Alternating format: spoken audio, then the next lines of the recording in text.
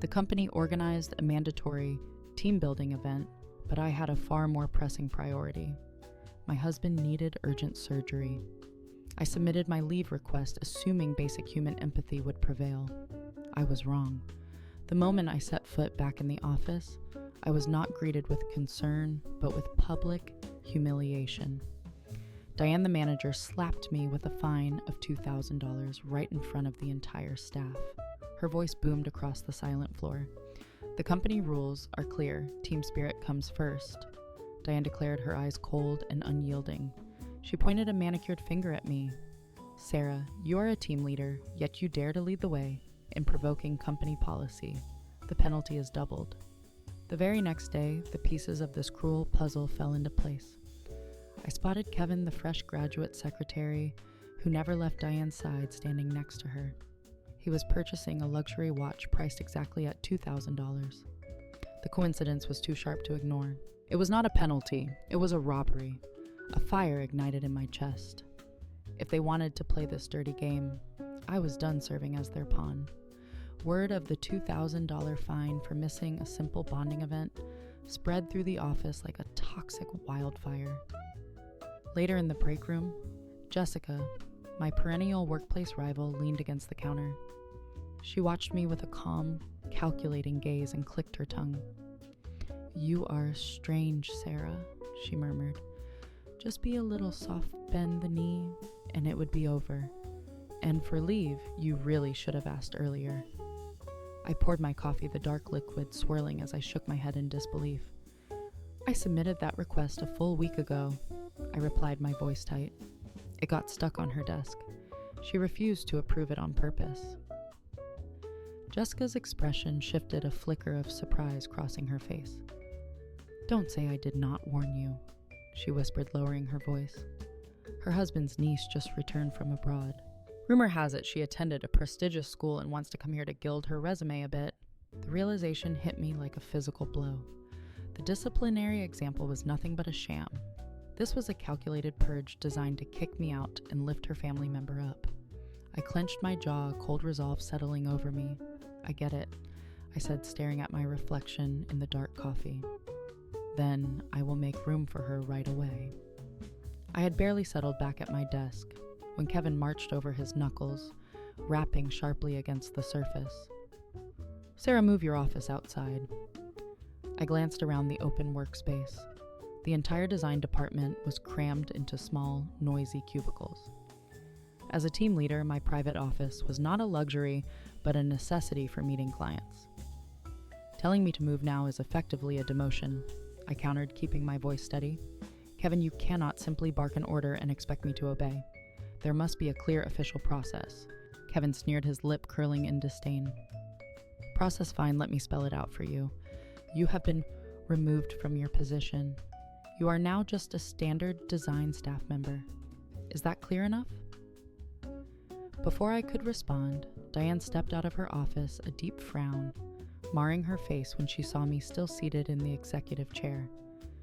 "What is the problem?" "Sarah, why have you not packed up yet?" I narrowed my eyes at her. I heard Kevin claim I was removed from my position simply because I did not attend the team building event. "That is correct," she snapped. "I reported it directly to the chairman. You refused to participate in collective activities and incited opposition against the company, so you are demoted for observation.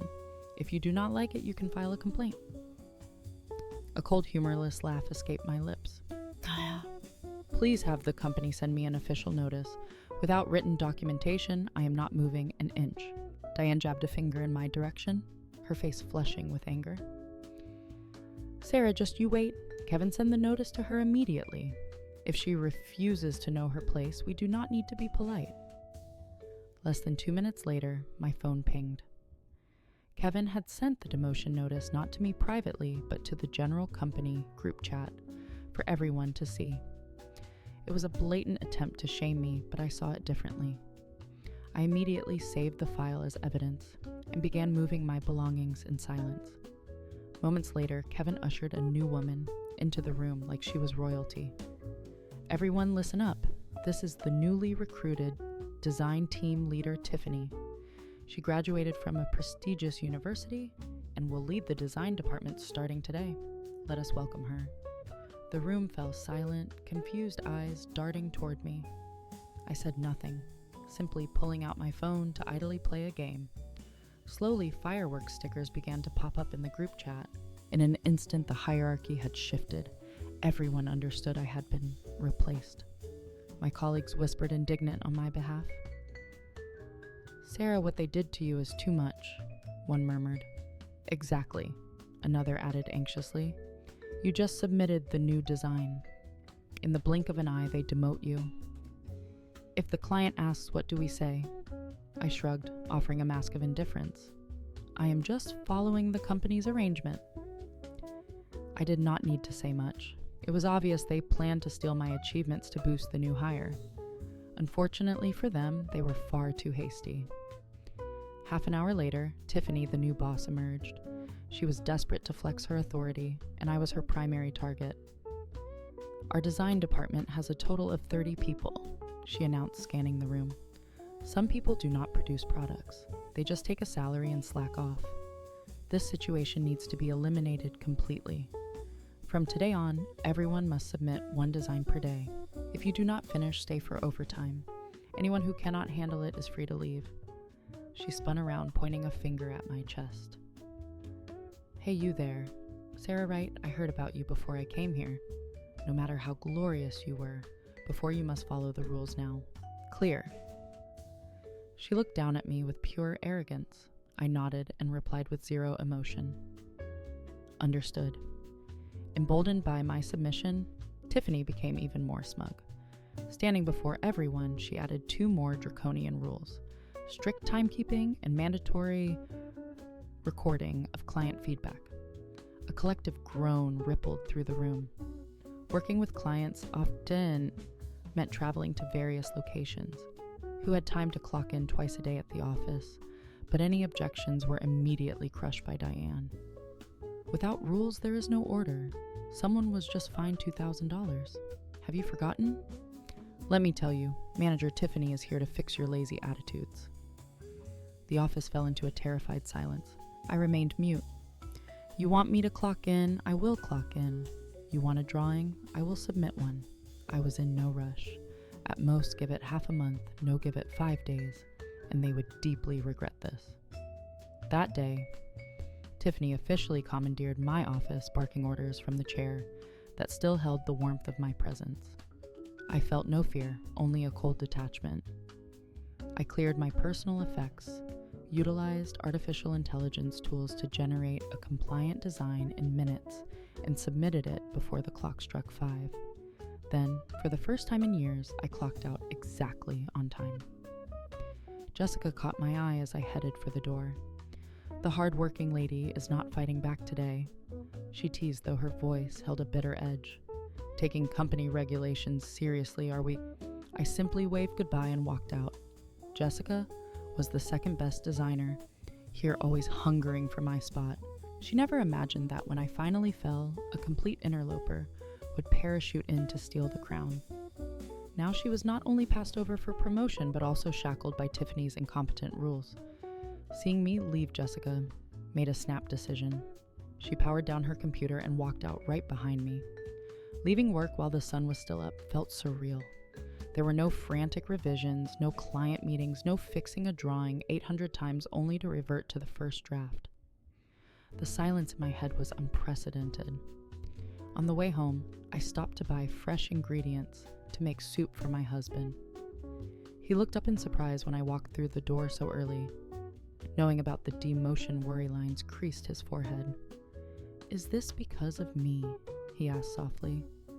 "It has nothing to do with you," I reassured him, forcing a smile. The company needed restructuring anyway. "Who says only high-level executives know how to restructure? I can do it too," I joked. He chuckled, the tension leaving his shoulders. That evening, enjoying a rare moment of freedom, I stayed home watching movies and posted a casual photo on my social media. Jessica commented almost instantly, "Indeed, still the lady who knows how to enjoy life." I replied with a laughing emoji. But when I switched to the company group chat, the atmosphere was toxic. Diane was firing off sarcastic messages clearly aimed at me. Some people only know how to enjoy themselves. Is the task done? Is the money earned enough to spend that they dare to be so relaxed? Reading her insinuation, I laughed out loud. I tagged her directly in the chat, ensuring every executive would see it. Diane let us keep public and private matters separate. I value my health. When I need to rest, I rest. When I work, I have never neglected my responsibilities. To prove my point, I uploaded my entire workflow and the completed project files into the group chat, a space occupied by upper leadership. I feared nothing. Less than a minute later, a private message from Diane popped up, demanding I delete the evidence. I ignored her and silenced my notifications. The next morning, the moment I arrived, I was summoned to the office. Diane glared at me from across the desk. No need for many words. Prepare to hand over your work. Also pay the fine. The handover is fine, but I do not have liquid cash for the fine, I stated flatly. Just deduct it directly from my salary. My husband's surgery cost a fortune. I do not have a cent left. Her eyes narrowed. Do not play tricks with me, Sarah. I am not playing tricks, Manager Diane. I asked you for leave a week ago. Furthermore, 3 months ago, I clearly stated that my husband needed surgery and finances were tight, so I took on several large extra projects myself. I leaned forward slightly. You know all of this. I am very short on cash. If you tell me to pay $2,000 now, I physically cannot do it, or just deduct it from my salary. After all, my commission and bonus this month add up to nearly that exact amount.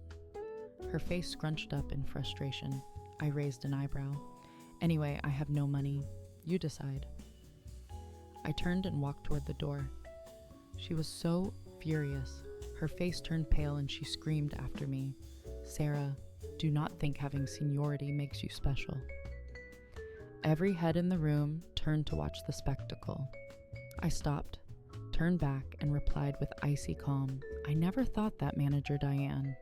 I follow company rules and ask for no special privileges. If you want to deduct, then deduct. Diane, believing I was deliberately provoking her, immediately ordered payroll to edit my salary sheet. Aside from the basic wage, the entire $2,000 in commissions was wiped clean. I remained perfectly composed. I arrived on time, left on time, and submitted designs on time, leaving them absolutely no room to find fault. The Cold War in the office persisted until the arrival of Mr. Lewis, the general manager of Elite Corp. I had spearheaded the initial design phase for this project, but in their haste to erase me, every single client document had been handed over to Tiffany. Elite Corp was our whale, the company's most significant client, with whom we had cooperated flawlessly for 3 years without a single error.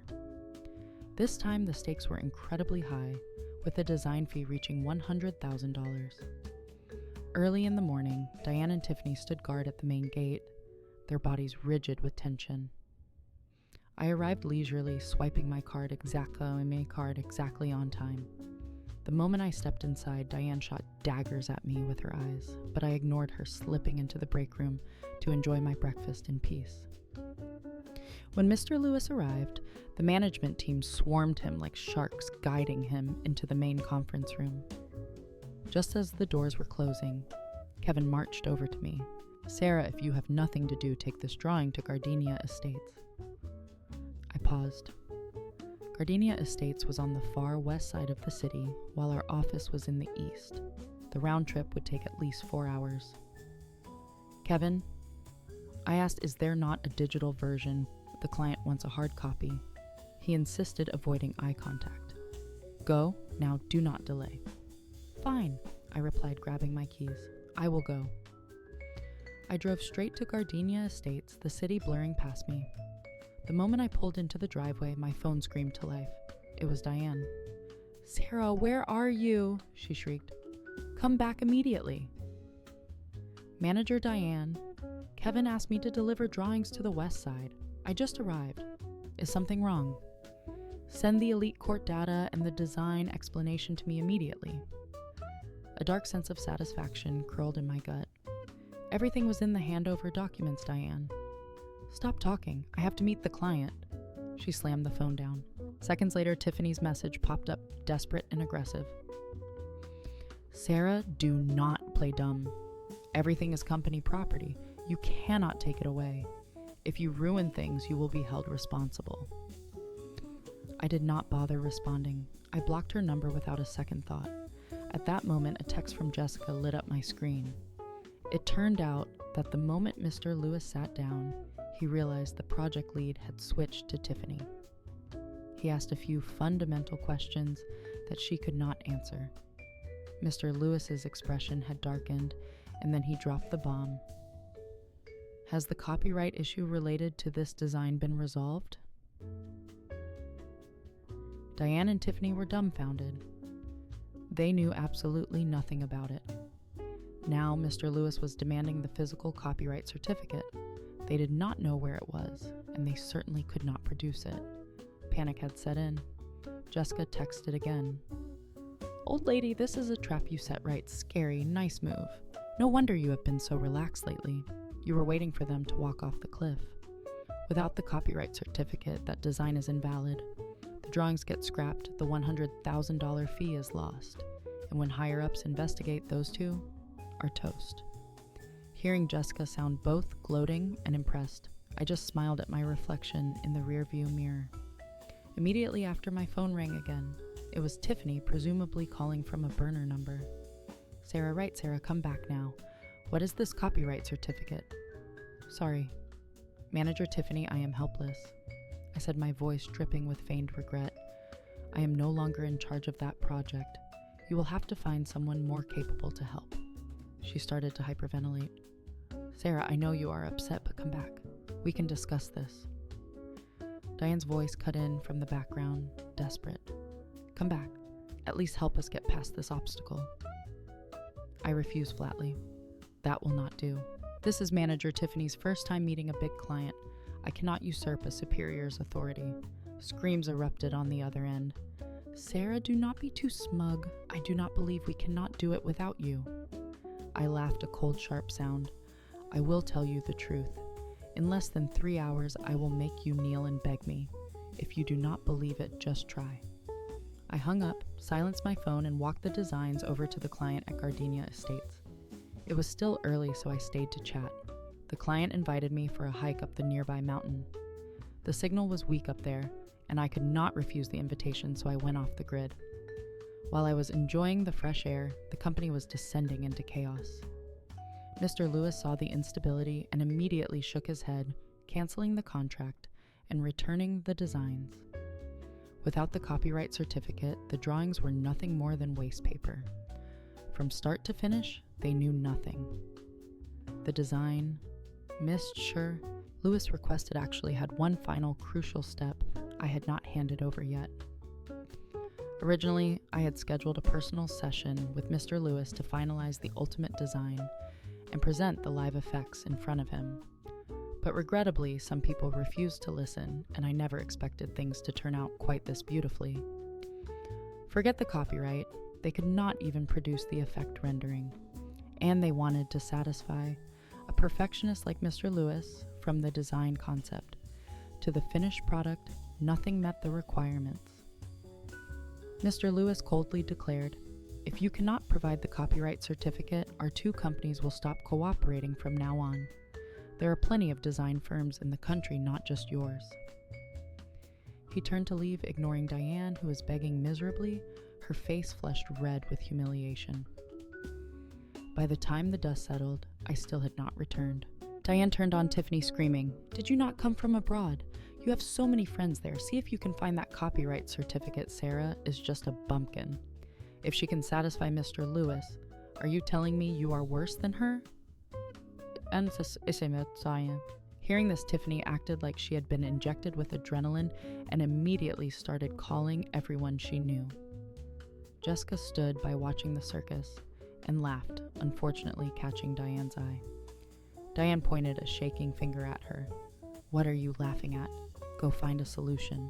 Jessica shrugged. I'm truly helpless. Those relationships were all built by Sarah herself. If I were as good as her, I would have been a team leader long ago, not following behind and fighting with her every day. Comparing people really just brings frustration. After speaking, she glared at the two of them, fueling Diane's rage. When colleagues told me the story later, I laughed. This had nothing to do with me. Who told them to commit so many sins? It was just a team-building event. Was it really that big of a deal? They wanted to elevate the issue to destroy me, so today I taught them a lesson they would remember for life. Besides, the activity was voluntary. Regarding the copyright, the design this time was related to a comprehensive smart home system. I was passionate about this field, so I had researched and developed the technology myself for 3 years, completely outside of company hours. It was my intellectual property. I intended to license it to the company as a breakthrough point, and Mr. Lewis was very satisfied with the prototype. Yet they kicked me out of the game before the paperwork was signed. By this time, the client at Gardenia Estates and I reached a preliminary agreement. I held the signed memorandum of understanding and left leisurely, but I did not go back to the company. Instead, I went to the hospital, obtained a legitimate sick note, and submitted it to the administrative system according to procedure. Diane found out and was shaking with rage, calling to shout at me one last time. Sarah, you are doing this on purpose, right? The company is spinning like a top trying to solve problems, and you demand sick leave. Do not be too much. Hearing that, I laughed out loud. Manager, you exaggerate. I am just physically unable to handle it anymore. Recently, taking care of my husband in the hospital and worrying about his surgery took a toll. I need rest. I am not made of steel. If you do not approve the leave, I am still taking off. At worst, count it as an unauthorized absence. Diane hung up angrily, but she eventually had to approve the sick leave in the system to avoid a labor dispute. She sent me a text. Do not think the company cannot spin without you. Without you, the earth still turns. She was right, so for every sick day, I leisurely took my husband to meet clients, look at mountains and rivers, and eat farm-fresh meals. My husband recovered very well. Back at the office, the atmosphere was chaotic. Colleagues were running around like headless chickens, with absolutely no leads on the missing document. Finally, desperation forced their hand, and my phone rang. It was Tiffany. Sarah, is that patent with you? She asked, her voice dripping with a smug, unearned confidence. I admitted it without hesitation. Yes, it is with me. She laughed, a harsh grating sound. Keep holding on to it until it becomes worthless scrap paper. She hung up before I could respond. Moments later, I called Jessica. She revealed that Tiffany had somehow unearthed a set of patents, though their authenticity was questionable, and had convinced Mr. Lewis to return for a contract signing. Sarah, this time you might have overplayed your hand, Jessica said, her tone serious. I checked the filing. The patent she found is legally registered. The one in your hand really is just paper now. I am sure of it. Want to bet a barbecue dinner on the outcome. I grinned. Deal, I bet against you. Without another word, I drove back to the company to witness the inevitable train wreck. When I walked in, Tiffany shot me a sarcastic smile. Oh, look, is it not our great designer? Why come back? I thought you were too sick to work. I offered a beatific smile. Right, well, I heard someone secured the patent, so I came to watch the show for fun and broaden my horizons. She let out a sharp, dismissive huff. Fine. Today I will let you see how real professionals handle things. I will not bother arguing. The conference room was prepped with agonizing care. When Mr. Lewis arrived, I sat quietly in the back corner, blending into the shadows. Tiffany proudly presented the patent document. I watched closely as a flicker of pure mockery flashed across Mr. Lewis's eyes. He said nothing, simply asking them to present the entire design plan again from the beginning. Tiffany launched into her presentation with enthusiastic energy. I raised an eyebrow. The more she spoke, the stiffer my expression became. I had to cover my mouth with my hand to suppress a burst of laughter. I do not know which cheap outsourcing team they had hired in a panic, but they had stuffed the design with awkward clashing elements. Even more horrifying, the core concept was a generic template that had been widely rejected in the industry last year. The plan had zero correlation with Mr. Lewis's specific requirements. Looking at the amateurish watermarks and font structures, it was clearly not Tiffany's work. I leaned over and whispered to Jessica, "How much did this disaster cost?" Jessica held up 2 fingers, mouthing the words. 20,000, I guessed. She rolled her eyes and shook her head. 2,000. Seeing her lips move, I nearly choked. No wonder it looked like trash. They had paid peanuts. Mr. Lewis's face grew darker with every passing slide. Finally, his patience snapped. He slammed his hand onto the mahogany table, the loud thud silencing Tiffany mid-sentence. "I heard you graduated from the University of Pennsylvania." Diane nodded vigorously, desperate to salvage the mood. Yes, our manager Tiffany is very elite and excellent student from the University of Pennsylvania. Our company invited her back as soon as she returned to the country." Tiffany preened, misreading the room entirely. "Mr. Lewis, what do you think of this collaboration?" Mr. Lewis sneered. "I have been in this industry for many years, and I have never seen such unique design." Tiffany beamed, thinking she was being praised. "You flatter me." Mr. Lewis leaned forward, his voice dropping to a dangerous growl. "I have never seen such garbage before. Your company is truly skilled bringing this pile of refuse to negotiate with me for the second time." He tossed the patent document onto the table. "Leaving aside the problematic drawings, let us talk about the patent. This is a patent from 15 years ago developed by my own internal team. Did you think I would not recognize my own property? You bring my own expired patent here, label it a new product, and claim it is the design of the future city. Do you not find that ridiculous?" He pierced Tiffany with a glare. "You are an elite student from an Ivy League school. Right? I suspect your graduation thesis was probably ghost-written too." Tiffany's face drained of color instantly. I had never seen a human face shift through the color spectrum so quickly. Finally, the absurdity was too much. I burst out laughing. Every head turned to look at me. I waved my hand dismissively. Sorry, I could not hold it in. "Mr. Lewis, please continue." Mr. Lewis narrowed his eyes at me. "Why are you here if you know you are embarrassed? Show me your version."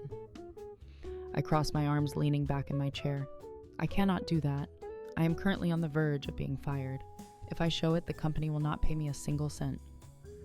"Mr. Lewis, I have to eat too." Mr. Lewis nodded slowly, understanding the play. "Fine. Whichever company you go to, I will cooperate with that company. If you open your own firm, I will only work with you. From now on, your company needs not contact me. Except for Sarah, I will not see anyone." He stood up and marched out his team, trailing behind him, leaving the room in a stunned, suffocating silence. Tiffany looked like she was about to be sick. Diane turned on her, screaming, "How do you work? You dared to take Mr. Lewis's own patent and try to sell it back to him. I spent thousands to buy that thing." "Thousands?" I asked, glancing at Jessica. "Was it not just $2,000? Jessica shrugged. It looked like someone had skimmed a nice profit off the top of the bribe money. I stood up to leave, but Diane called me back, her voice trembling. "Sarah, that patent of yours. Name your price, I will buy it." I turned and looked her dead in the eye. "Fine, $500,000. "What?" she screamed, her eyes bulging. $500,000? Are you crazy? The entire design fee is only $1 million, and you want half? I smiled faintly. "Why do you think the design fee is so high? This patent is my personal asset. I am using it to make money for the company. You just need to pay the commission that rightfully belongs to me. I was going to let the company use it for free out of respect for my old workplace. Otherwise, you could not dream of clinging to Elite Corp." I stepped closer. "If it is not $500,000, I will not sell. And if you dare try to use it secretly, I will sue you to the end of the earth." Diane cleared the room immediately and pulled me aside, attempting a moral lecture. "Sarah, you have been at this company for years. Surely you have feelings for it. Come back, I will not fine you anymore.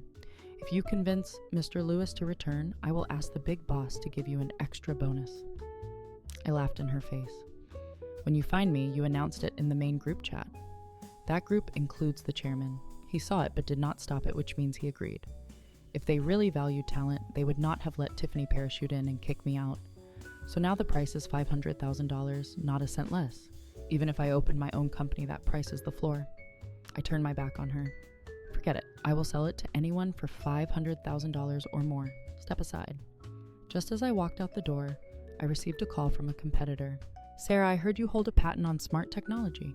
$300,000 to lease it for 3 years. How about it? The offer was attractive, but I did not agree immediately. Chief Executive Officer Harris, I have not officially quit yet. Let me answer you in a few days. No problem, Harris replied warmly. In my heart, you are the pillar of your old company. $300,000 is just the base price.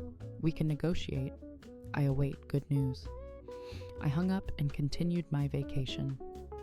For 3 straight days, my phone did not stop ringing. Some investors even invited me to co-found a new company. As soon as these rumors spread, Diane could not sit still. That morning, as I walked downstairs, I found Diane and Tiffany waiting on my front porch. They had actually tracked down my home address. Diane stepped forward, trying to look authoritative. Sarah, the chairman, has spoken. He recognizes your ability and says to come back to work. You do not need to pay the $2,000 fine anymore, and he will award you an extra $5,000. Is that so? I smiled, leaning against the doorframe. That does not sound okay at all. I said $500,000, not a penny less. Diane flew into a rage. Do not be too greedy. You have to realize how many years the company trained you. All patents must belong to the company. I laughed coldly. Bullshit. Stop playing that game with me. I am not a rookie. Everyone hustles in the business world. Do not push me too hard. If you make me mad, you will not have a good ending either. Chief Executive Officer Harris has already contacted me. Tell the chairman I give him 24 hours. If time runs out, I sell to someone else. Hearing the deadline, she choked on her words and retreated, her face dark with defeat. The standoff had reached a point of no return. Chairman Sterling, a man who had been conspicuously absent during the chaos, finally broke his silence and summoned me for a meeting. My leave had officially ended, so I walked back into the company the next morning with my head held high. The boardroom was packed. The chairman and the entire high-level executive team were waiting. Mr. Sterling did not waste time on pleasantries. He looked at me, then turned his gaze to Diane, his voice sharp enough to cut glass. Sarah, we have only just discovered the truth about the fine. That was entirely Diane's unauthorized action. She never sought permission when she decided to penalize or transfer key personnel. We have reached a decision. Tiffany is fired effective immediately. Diane is demoted to the rank of a regular designer, and your position, Sarah, is fully restored. Diane's face drained of blood, turning a ghostly white. Chairman, please, this was your... Shut up. Mr. Sterling's voice boomed, cutting her off instantly. Diane, pack up your things and vacate the manager's office. Furthermore, for violating our strict recruitment regulations, you are hereby fined $2,000. The karmic boomerang did not just graze her, it struck her directly between the eyes. Diane looked terrified. I knew exactly what she was thinking. Where on earth would she find that kind of money? Now I laughed, a low, cold sound that echoed in the quiet room. Designer Diane, I heard a rumor that when you fined me, you immediately bought Secretary Kevin a watch worth exactly $2,000. I wonder, does your husband know where that money came from? My words hit her like a physical blow. She looked ready to faint. The secret behind Diane's climb to the manager position was no mystery. She was not just a sycophant. Her husband was a vital business partner of the company. She relied entirely on that connection for her safety. Who could have predicted that a tiny amount of power would turn her so corrupt? Recruiting a young, handsome male secretary was bad enough. The whole office suspected they had a sordid affair, hidden behind closed doors, but everyone chose silence to avoid the crossfire. But using my fine money to buy a luxury gift for her lover, that was a humiliation I could not swallow. Diane gritted her teeth, her eyes burning with hatred as she glared at me. The chairman spoke again, his tone solemn.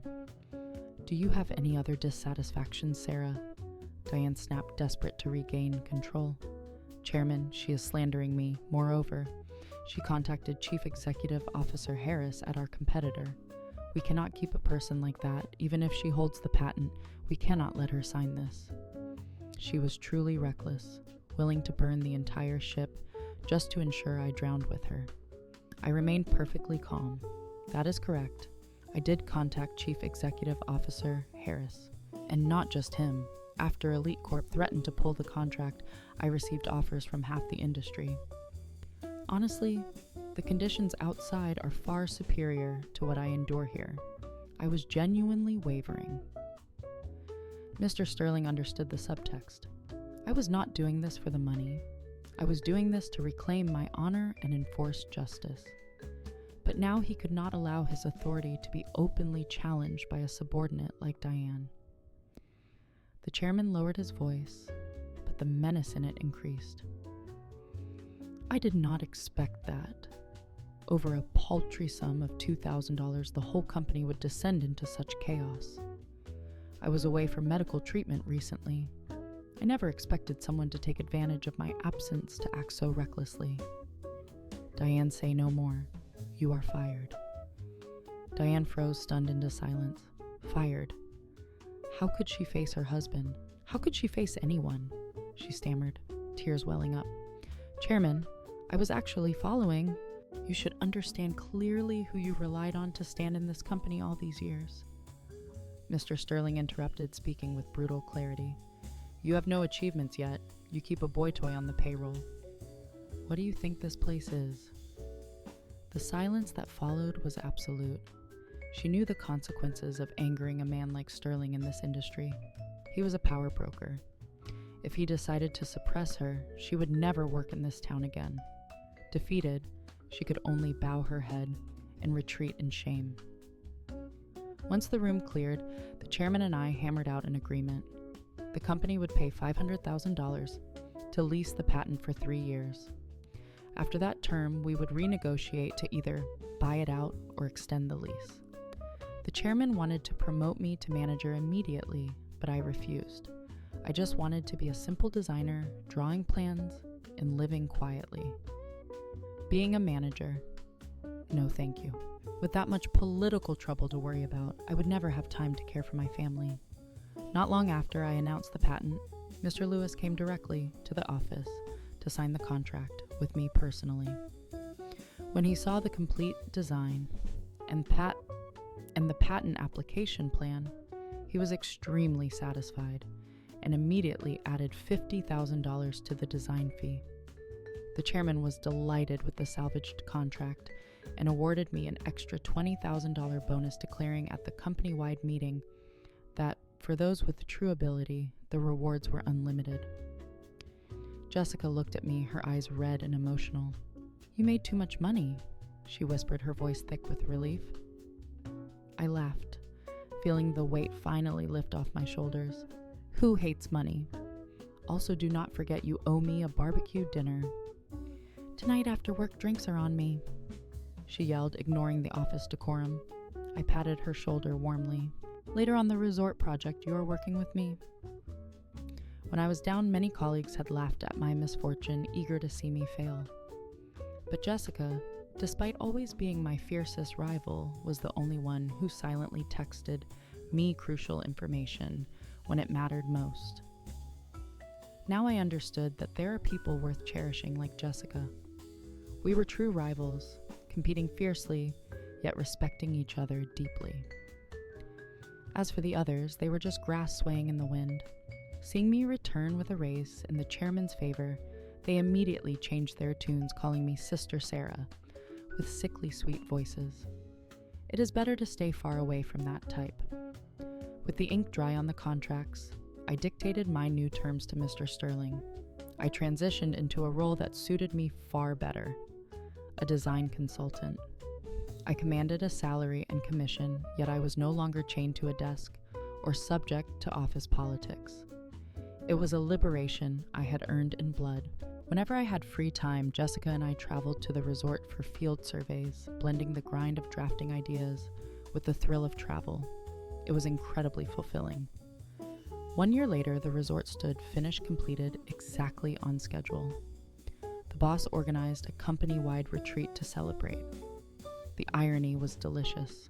On Friday, the company held a team-building event at the very resort I had designed. Everyone marveled at the architecture, praising the beauty of the location. I had my own selfish motives, of course.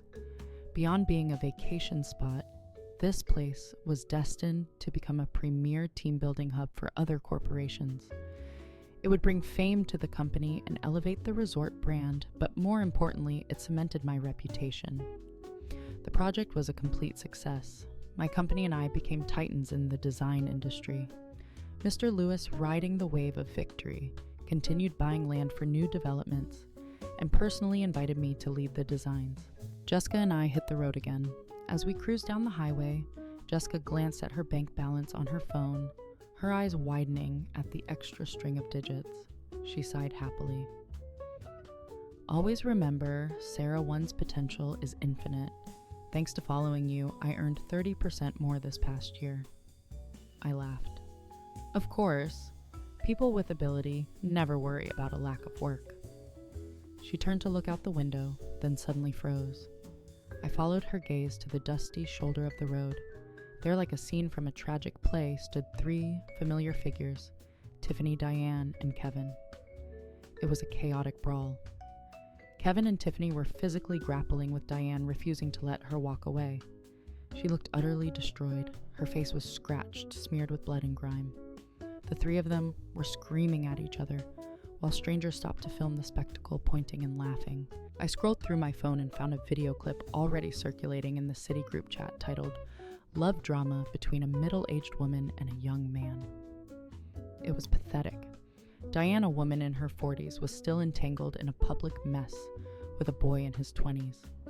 Looking at her state, it was obvious she had failed to find employment after being fired.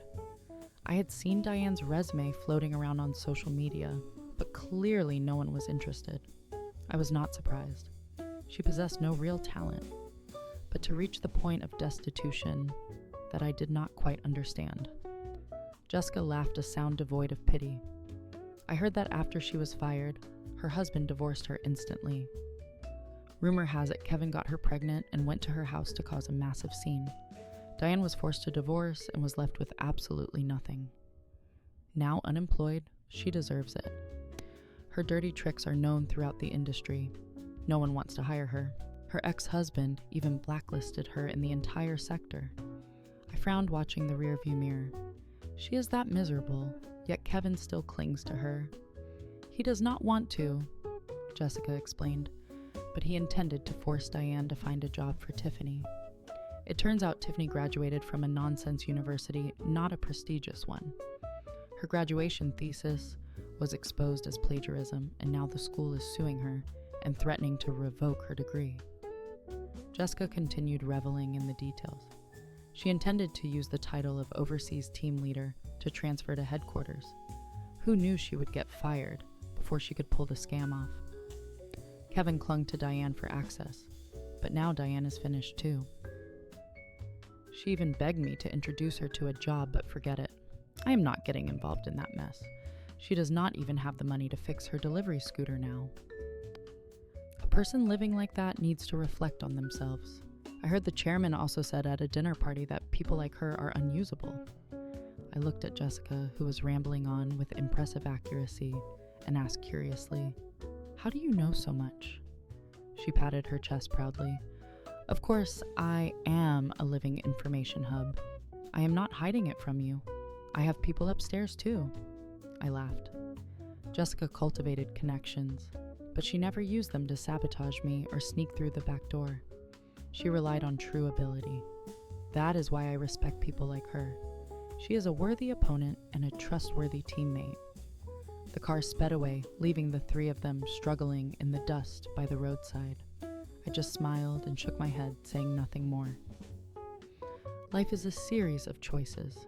Diane thought the company was her personal kingdom, lifting whoever she liked and crushing whoever she did not. But she made the fatal mistake of trying to take the food from my bowl.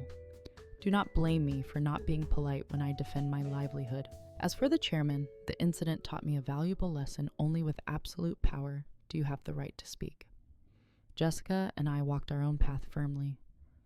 From now on, if I meet people like that again, I will be even more cautious.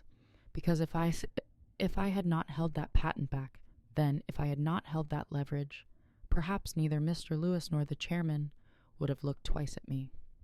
If you want steel to be hard, you must forge it in fire.